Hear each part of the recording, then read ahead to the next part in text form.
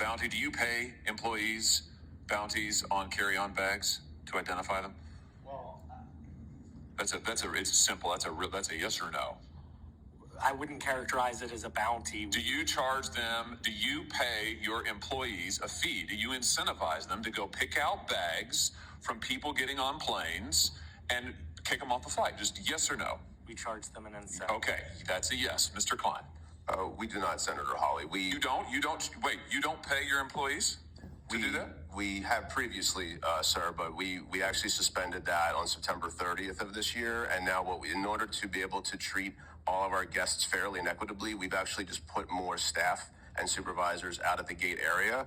And they're the ones that are still making sure that everyone's treated fairly and equitably, which is the point behind these kinds of programs. But we have removed that program as of September 30th. Oh, interesting.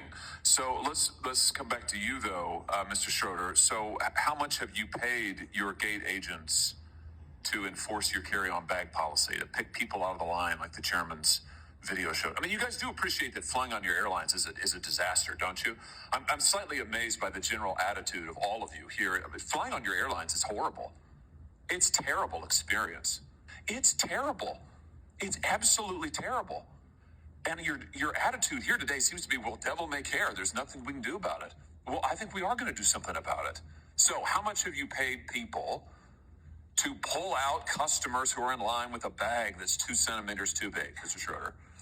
Well, we recognize this is a hard job, and so therefore we incentivize them to do that. How much? It's $10 per bag. Wow, $10 per bag. And I think, Mr. Klein, you and Mr. Schroeder, your airlines cumulatively have spent $26 million paying gate agents between 2022 and 2023 to catch passengers whose bags are a little bit too big. $26 million.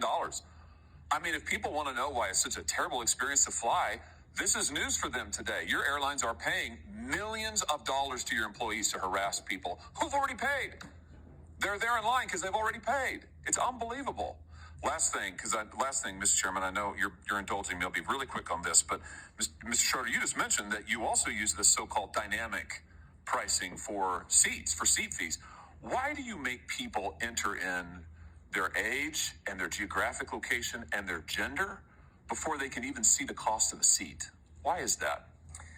That's been in place since 2014. Yeah, but why? It's because you're using those personal characteristics to generate the fees? No, absolutely. To generate the prices? Well, then why else do you require it? Mr. Klein, you do the same thing. Why is the gender relevant to what the seat is? This is all information that's needed in order to complete the transaction. No, it's not. Delta doesn't do it. United doesn't do it. You don't need somebody's gender in order to do it. You use it, clearly. You're using it to generate the prices, right? We do not, sir. It's not based on personal characteristics? Not at all. You don't use algorithms to set the price of seats? That's a different question. So you do use an algorithm and you do make them enter all their personal information? What's your definition of algorithm, sir? Oh, for heaven's sake. Well, because algorithms